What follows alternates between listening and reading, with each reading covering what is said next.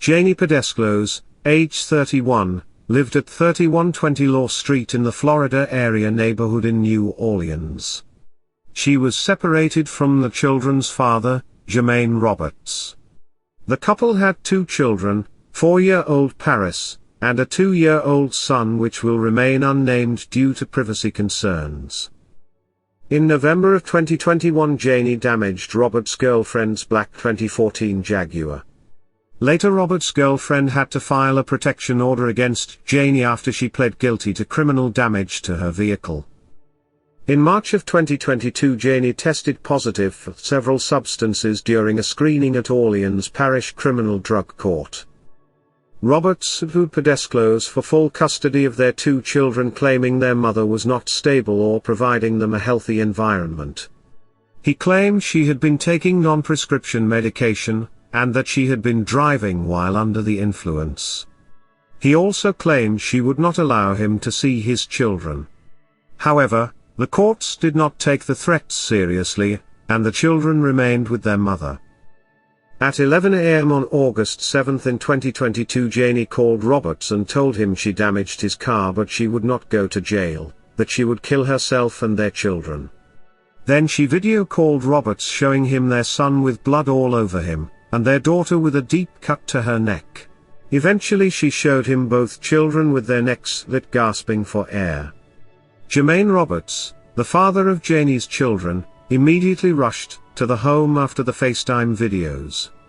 On the way to Janee's home, he called 911 and told them about the videos. Janee then broadcast herself over her Instagram account in what appeared to be a bloody tank top. My children is dead. I'm done. I'm done with life. And it's all Jermaine's fault. It's always Jermaine's fault. I'm done. I'm killing myself. I'm done. A home surveillance camera from a neighbor captured the moments Janie Roberts pulled up to the home in his pickup truck. He ran from his truck to the home. Upon arrival, the door was locked. Janee yelled through the door, "We gone, it's over with." Roberts broke in through the front window. After entering the home, Janee threatened him with a knife, and bit him. He rushed past her and found both of his children on a blood-soaked bed. His son was face down in a pool of blood. His daughter was face up, foaming from the mouth and gasping for breath. Seconds later, he came from the home carrying his son, and his daughter running behind him. 4-year-old Paris fell down once as she tried to rush to her father's truck. Roberts rushed his 2 children to the nearest hospital, University Medical Center. His son was in critical condition, but survived. He would undergo numerous surgeries to repair his throat and trachea. Although he has a long road ahead of him, he is expected to make a full recovery. 4-year-old Paris wasn't as lucky. She passed away during surgery. Police arrived shortly after Roberts rushed his children from the home. Janee Pedescleaux was arrested. She was charged with second-degree murder, attempted murder, and second-degree cruelty to a juvenile. Police determined that after cutting both her children's throats, Janee turned the knife on herself but only made a superficial wound to her collarbone area. It was not life-threatening. On the Tuesday after the tragedy, the Magistrate Commissioner Dennis Moore enacted Gwens Law to prevent Janee Pedescleaux from being bonded out. Gwens Law can be invoked in domestic violence cases to stop a suspect from bonding out of jail, and doing more harm to surviving victims. It allows a 7-day delay in setting bond. This is to allow a cooling-off period for the defendant. However, this can be expanded to longer periods in cases involving safety. Janie Roberts said in a TikTok video, "They are so beautiful, she killed my baby, please pray for me." On August 11, a judge ordered Janee be evaluated by a doctor with the state of Louisiana. Her defense team requested that a second evaluation be done by a different doctor. The evaluation is not to determine if the defendant is sane at the time of the crime. It's a tool to figure out if the defendant is mentally sound enough to understand the legal proceedings, so she can stand trial. This is to prevent wrongful convictions, and assessing the defendant's ability to make sound decisions. Janie's trial date is pending the results of her evaluation. Janee Pedescleaux's father, Gwens Pedescleaux, told reporters that at 29 years old Janie Roberts began a relationship with his daughter when she was barely 13 years old. He called Roberts a predator. He said, "He's the reason, the years of abuse, the mental abuse, the anguish, that led my daughter to do this." Roberts has filed for custody of his surviving son in civil district court. Pedescleaux fears for his grandson's safety if he is given to Roberts. He said Roberts has a criminal history which includes possession and distribution. He said, "Jermaine is not supposed to have that baby right now. He has an open charge for criminal endangerment, and for beating my daughter up." Further research reveals that Roberts was arrested back in April of this year for domestic abuse battery, and domestic abuse child endangerment. The arrest warrant cites that Pedescleaux was driving to pick up clothing for her kids, when Roberts pulled up alongside her, and told her he left a license plate for her in her car. When she tried to retrieve it, he yanked her from the car and dragged her on the ground, then hit her in the face with his fist while both children watched. Other family members said that Janie had ongoing struggles with mental health.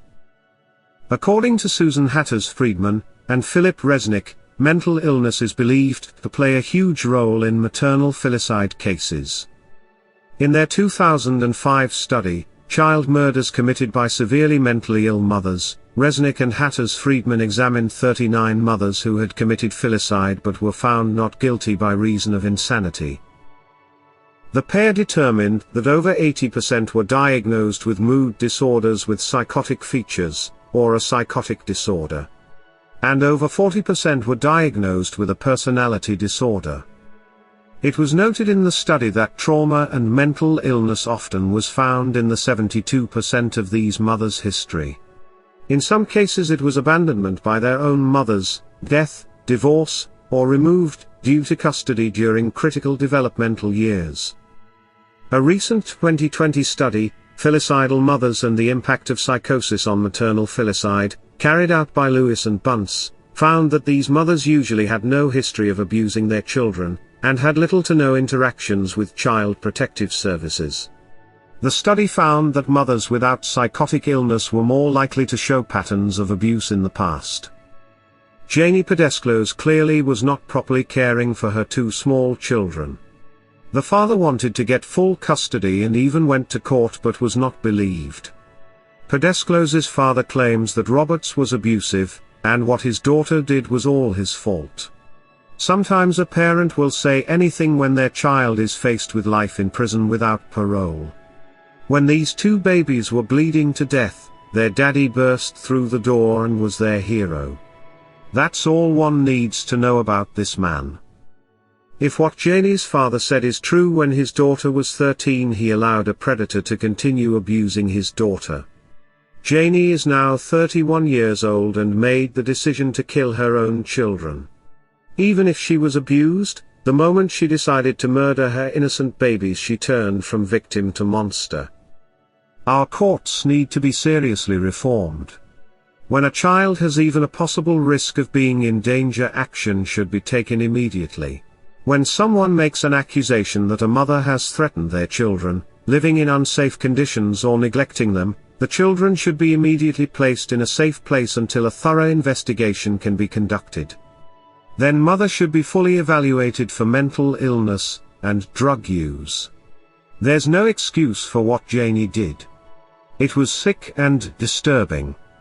These two beautiful children deserved so much more out of life. Now one is living with the memories of his mother attempting to kill him, and a little girl will never grow up. May Paris rest in peace and this little 2-year-old boy get the therapy he will need to cope with what his mother did to him, and hopefully he has a long, happy, fulfilling life. That concludes this episode. Keep your eye out for the next volume, coming soon. If you enjoyed this video, consider subscribing. Thanks for watching.